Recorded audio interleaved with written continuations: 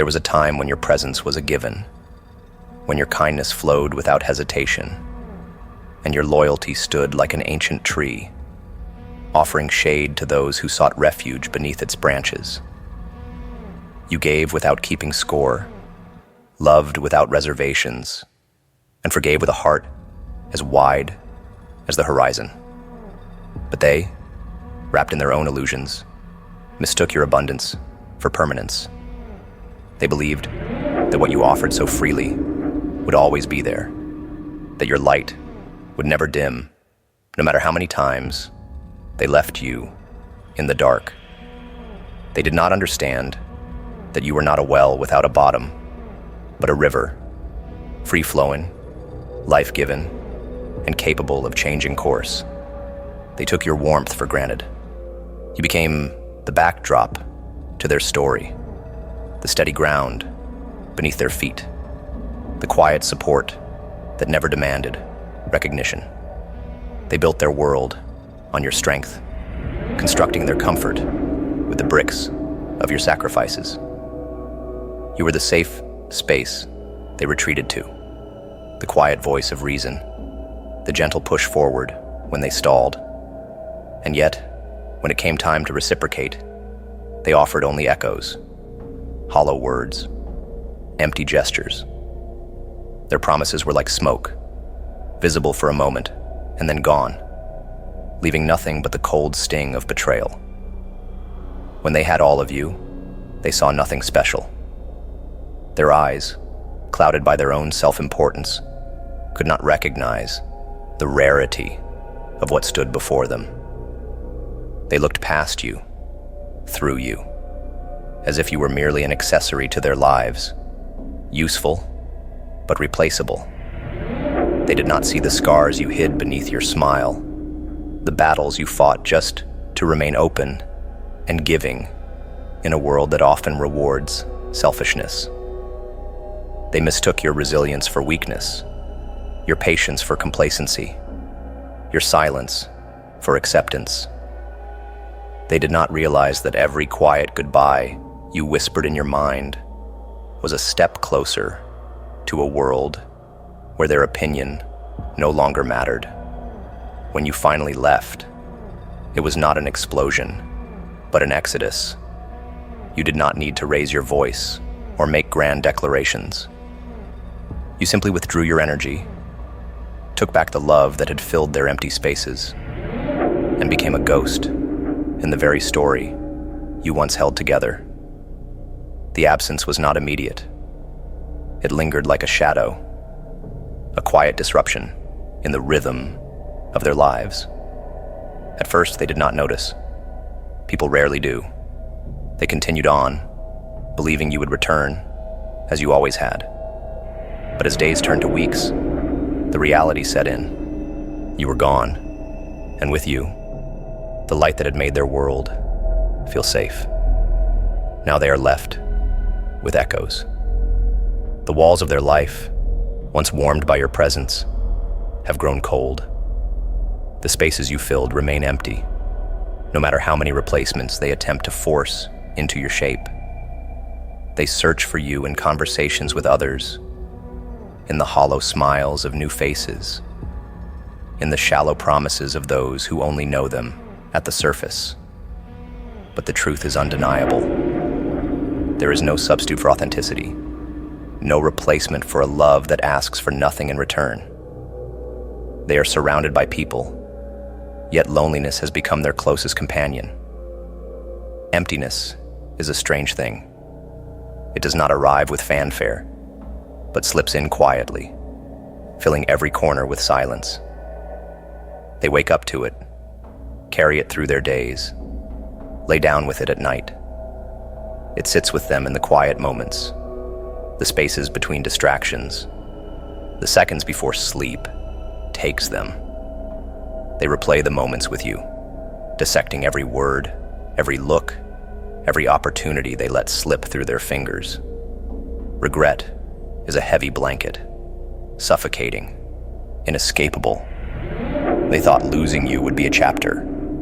Now, they understand it was the closing of an entire book. There is a hollowness in them now. What once was filled by your laughter, your understanding, your unwavering support, has become a void. They try to fill it with fleeting pleasures, with surface-level connections, with noise. But the emptiness remains. It whispers to them in the quiet, reminds them of what they had and what they lost. They are haunted not by what you did, but by what they did not do. Appreciate, reciprocate, value. The mirror reflects a reality they cannot escape. They were given something rare, and they let it slip away, believing the world was full of people like you. It was not. While they wander through the echoes of their own choices, you thrive. The space you once filled with giving is now your own sanctuary. You pour into yourself with the same generosity you once reserved for them. You explore new paths, build new connections, find joy in places they will never know. Your world expands as theirs contracts. What they called moving on was not an ending for you, but a beginning. You bloom in the absence of their shadows, becoming a testament to the truth that losing you was not your loss. It was theirs. Life has a way of revealing truths through time.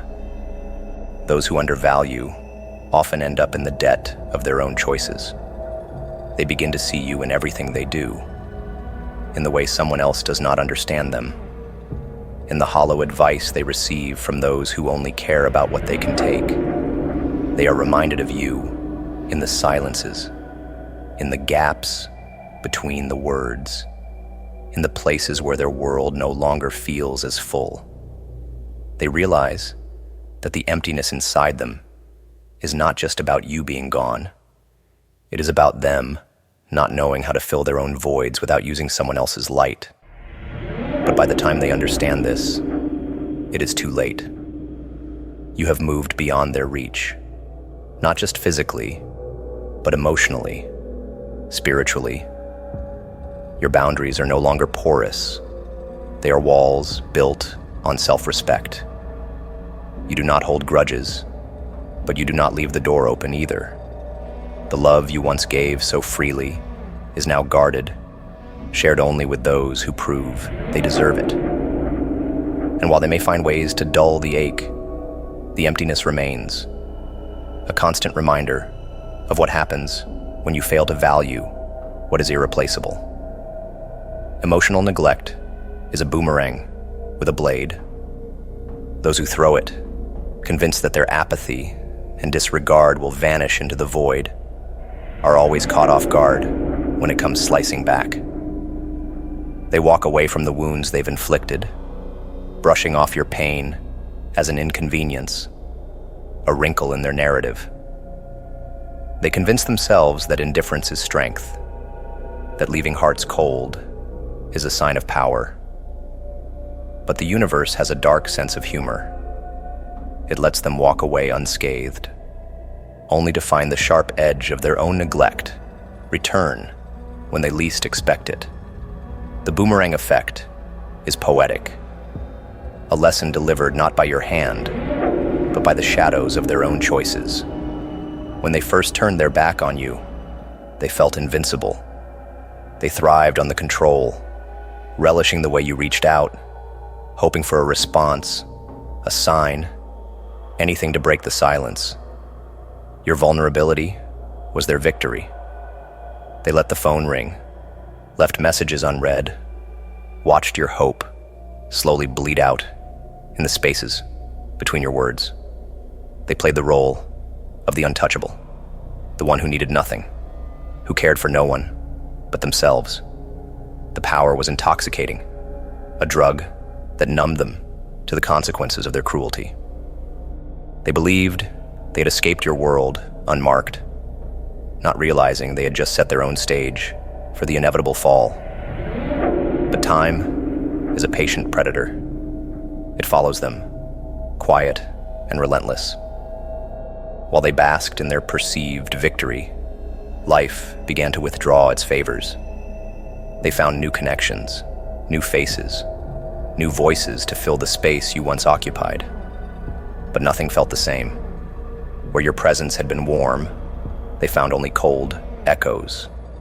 Where your love had been boundless, they found only conditional affection. Every new person they met held up a mirror, reflecting back the hollowness they had created in themselves. They began to see it, not all at once, but in fragments, in the quiet moments when the world stopped spinning and they were left alone with their own reflection. The boomerang began its return long before they noticed. It showed up in the subtle ways: missed opportunities, failed connections, empty conversations. They started to sense the shift, the unsettling feeling that something was off. They reached out, but the warmth they once dismissed was gone. They tried to replicate it with others, but the connections slipped through their fingers like smoke. They became the one sending messages into the void, the one left unread, the one waiting for a call that never came. The power they had once wielded so easily became a chain around their neck, tightening with every passing day. Emotional neglect is not just an act, it is an invitation to the universe to balance the scales. When they chose to withhold love, to offer silence instead of comfort, to abandon instead of stand by, they set a price. And now, the debt is due. They wander through their days like ghosts, surrounded by people yet profoundly alone. Their world has become a house of mirrors, every reflection showing the same thing: the emptiness they once imposed on you, now woven into the fabric of their own reality. They are haunted by the absence of what they once took for granted. Every empty space, a reminder of the fullness they will never feel again. There is a certain darkness in poetic justice. It does not strike with rage, but with calm precision. It does not need to rush, because it knows that the sting of neglect is slow and insidious. They might not show it on the surface. They might even convince themselves that they are fine, that the hollowness is normal. But deep down, the truth festers. They feel it in the way joy eludes them, in the way laughter feels forced, in the way their world has lost its color. They have become the walking dead, alive, but devoid of the very spark that makes life worth living. Their downfall is not a spectacle. It is a whisper. It is in the quiet moments, when the noise of the world fades, and they are left with nothing but their own thoughts. It is in the way they crave connection, but find only walls. It is in the way they try to love, but realize they have nothing left to give. The boomerang effect is not about punishment. It is about balance. The universe does not seek revenge. It seeks restoration. What they gave, they now receive. What they withheld, they now lack. The coldness they inflicted has become the climate of their own existence. They might try to fill the void. They might surround themselves with distractions, drown themselves in superficial relationships, chase the high of temporary affection, but nothing sticks. Because once the boomerang has returned, there is no escaping its blade. It cuts away the illusions, leaving them exposed. They start to understand what they have done, not in a dramatic revelation, but in the slow, agonizing realization that they are the architect of their own emptiness. They begin to see that neglect is not a tool, but a toxin, one that poisons the giver as much as the receiver. While they unravel, you rise. The energy they drained from you is now yours to reclaim. You rebuild, not as the person they knew, but as someone sharper, wiser, more dangerous. Your strength is not the absence of wounds, but the mastery of them. You become the villain in their story, not because you seek vengeance, but because your indifference makes their world crumble. They see you thriving, and it burns. They watch as others value what they dismissed, as you pour your love into those who reciprocate, as you live a life filled with the warmth they can no longer touch. Every human interaction is a transaction, governed by the unspoken rules of emotional economics. In this dark market, affection is currency, attention is an investment, and loyalty is the gold standard. Those who understand this law know that nothing is given for free. Not love, not trust, not time. You poured your wealth into them, feeding their starving ego with the richness of your empathy, the treasures of your support. You were their silent benefactor, offering everything while expecting nothing in return. But they mistook your generosity for endless supply, their greed blinding them to the reality that every emotional economy has a balance sheet, and they are now bankrupt. They believe themselves rich while spending your love recklessly. They took loans of your patience, crediting their selfishness against your understanding. They overdrew on your kindness, always withdrawing, but never depositing. You became their safety net, their secret vault, the quiet reservoir they drained dry. While they spent your energy on fleeting pleasures and hollow connections, they thought they had outsmarted the system. They believed they could accrue the interest of your affection forever, that your balance would never reach zero. They forgot that every creditor eventually calls in their debt, and the universe has no mercy for those who exploit without recompense. The law of emotional economics is simple.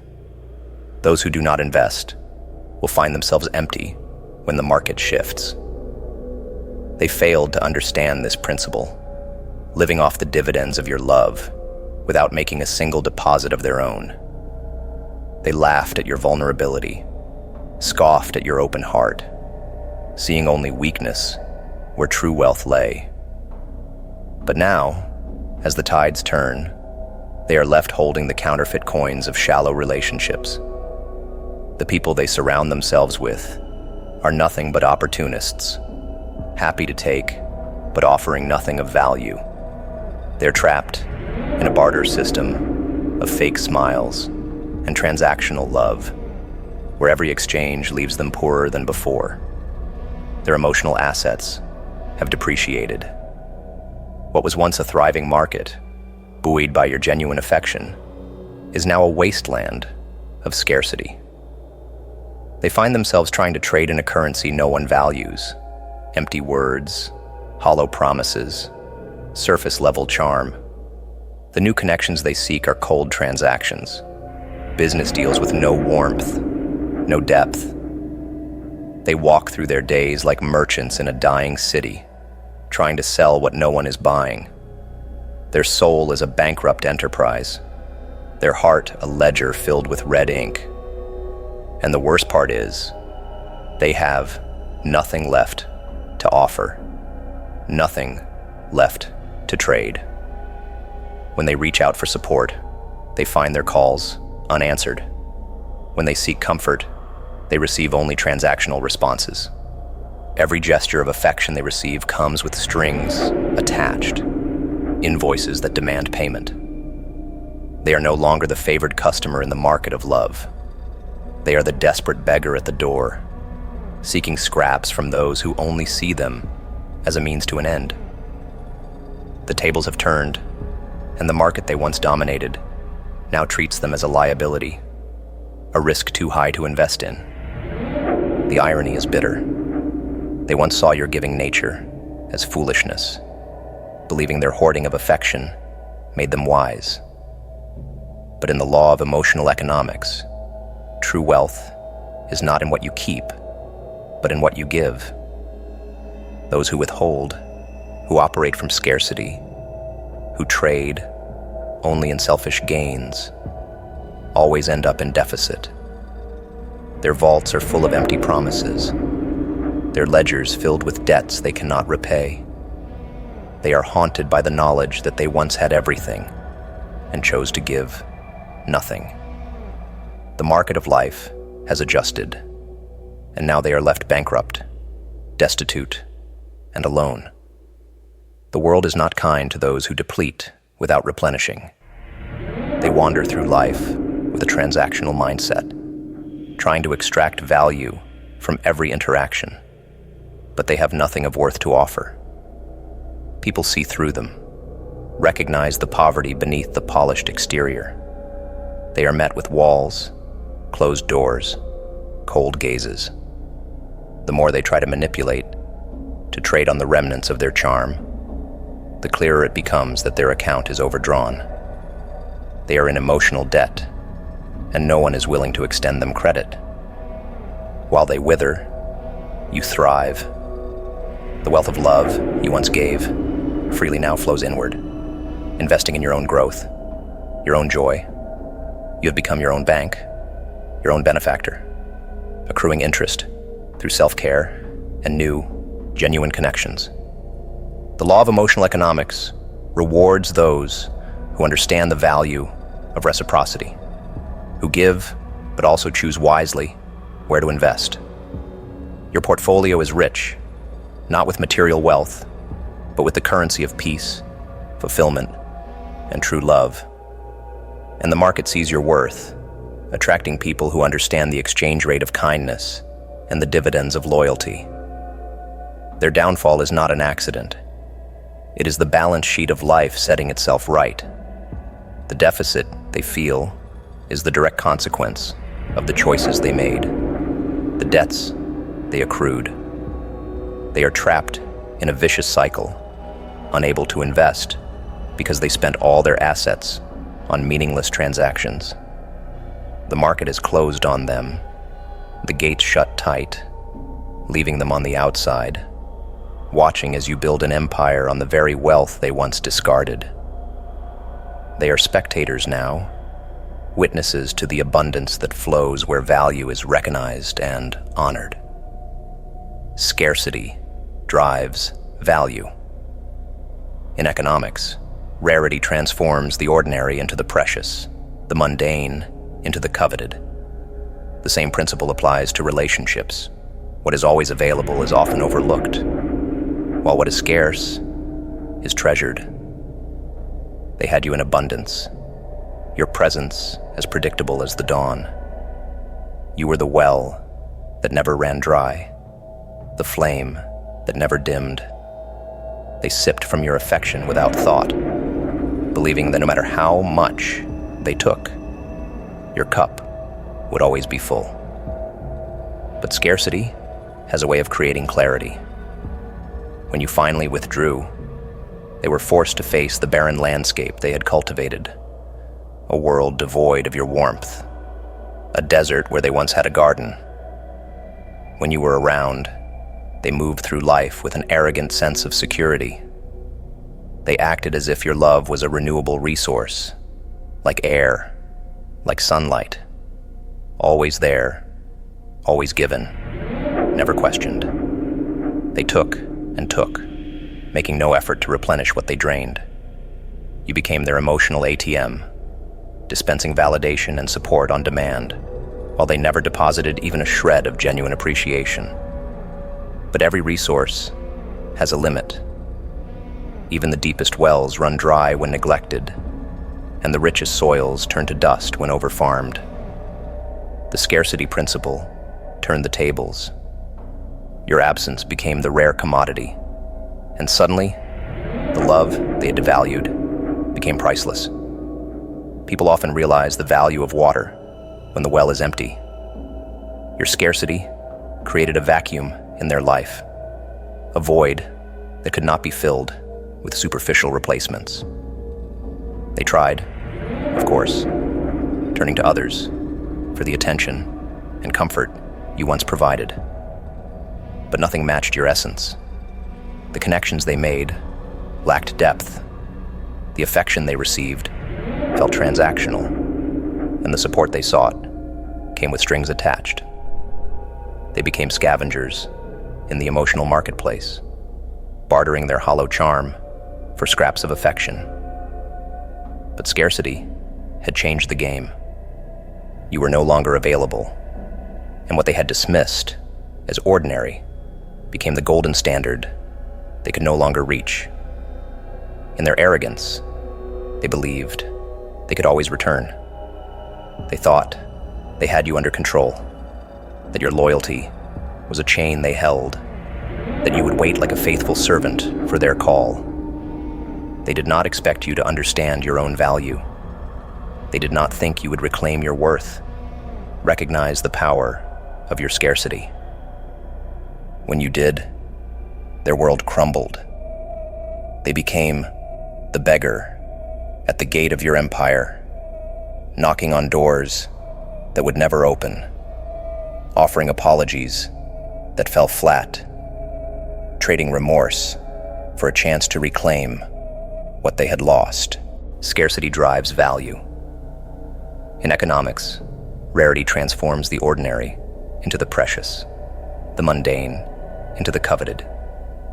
The same principle applies to relationships. What is always available is often overlooked, while what is scarce is treasured. They had you in abundance, your presence as predictable as the dawn. You were the well that never ran dry, the flame that never dimmed. They sipped from your affection without thought, believing that no matter how much they took, your cup would always be full. But scarcity has a way of creating clarity. When you finally withdrew, they were forced to face the barren landscape they had cultivated. A world devoid of your warmth, a desert where they once had a garden. When you were around, they moved through life with an arrogant sense of security. They acted as if your love was a renewable resource, like air, like sunlight, always there, always given, never questioned. They took and took, making no effort to replenish what they drained.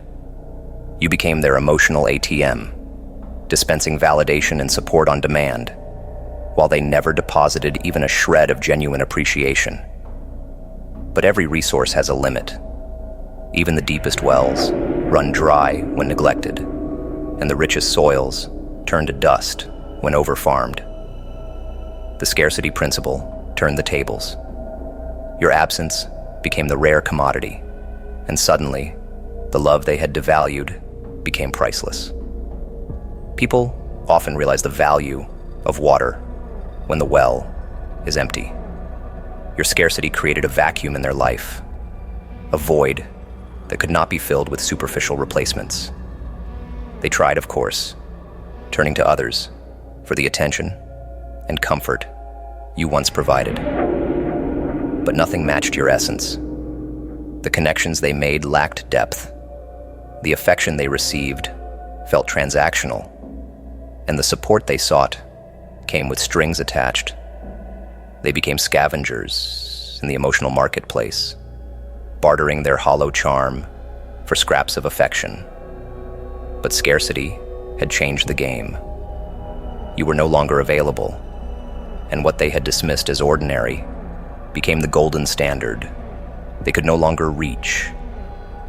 In their arrogance, they believed they could always return. They thought they had you under control, that your loyalty was a chain they held, that you would wait like a faithful servant for their call. They did not expect you to understand your own value. They did not think you would reclaim your worth, recognize the power of your scarcity. When you did, their world crumbled. They became the beggar at the gate of your empire, knocking on doors that would never open, offering apologies that fell flat, trading remorse for a chance to reclaim what they had lost. But scarcity is ruthless. When the window of opportunity closes, it locks tight, and no amount of regret can force it open. Some people are architects of chaos. They weave storms with their own hands, pulling threads of manipulation, betrayal, and apathy through the fabric of their lives. They strike matches, light fires, and marvel at the flames until the heat becomes unbearable. They never see themselves as the arsonists, only as the victims of an unkind world. When the clouds gather, when the thunder rolls, they cry foul, shaking their fists at the sky. They forget that they conjured the storm, that every drop of rain is a consequence of their own design. They find no shelter, no refuge, because they burnt down every bridge and salted every field. They are the kind who plant seeds of discord and then lament when nothing but thorns grow. They whisper lies, nurture deceit, and water the roots of their own misery. When the harvest comes, bitter and twisted, they taste the fruits of their labor and spit venom at everyone but themselves. They see betrayal in every shadow, hurt in every silence, yet fail to recognize that they are the ones who set these shadows in motion. Their tears are not of remorse, but of inconvenience. The world has turned against them, and they cannot comprehend why. They are the storm and the fool standing in the rain, wondering why they are wet. You were once the umbrella they hid under, the shield they used to escape the consequences of their own actions. You took the brunt of their chaos, stood firm against the winds of their making, absorbed the blows of their storms. They thought your strength was endless, that you would always be there, absorbing their mess and keeping them dry. But every umbrella has a breaking point. Every shield has a limit. You withdrew, not out of malice, but out of survival. And when you did, the storm found them, unfiltered and merciless. They tasted the rain, and it was colder than they ever imagined. They scream at the sky, but the sky does not care. The universe is impartial. It simply delivers the harvest of the seeds they have sown. They built the clouds, filled them with their own actions. And now, the downpour is only justice. The storm does not discriminate. It strikes where it is called, where the conditions demand it.